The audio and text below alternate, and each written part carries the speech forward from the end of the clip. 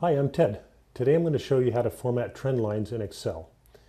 To speed things up a little, I have a chart already on my screen here, so let's take a look.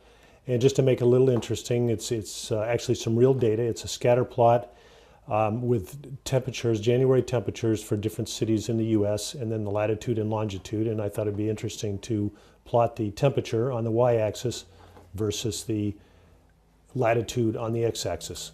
So the data points are all plotted up there, and it sure looks like there's a trend. So what we're going to do is we're going to first make a trend line.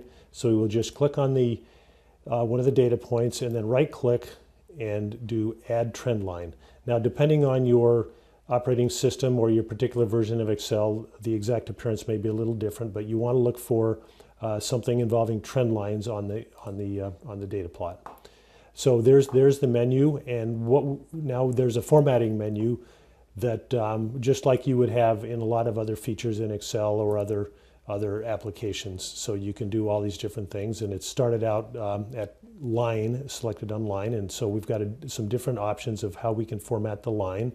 So we can pick the color, select a color, and you can look down here and see it actually, the nice thing about the newer versions of Excel, you can actually see things change on the plot as you're making changes in the menu. So as we change the color, you can see down on your plot the color changing.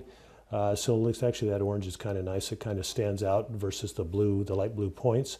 So now but I think we'd like to make it a little thicker, so we'll go to the weights and arrows menu, and we'll go to the weight and just start making it bigger by points until it's a nice bold line.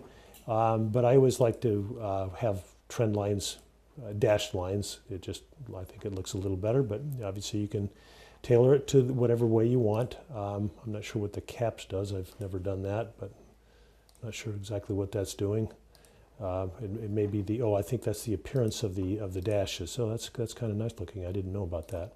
So anyway, you can play around with the formatting to make trend lines appear the way you want. So I hope this has been helpful. I'm Ted, and today I showed you how to format trend lines in Excel. Thank you for watching.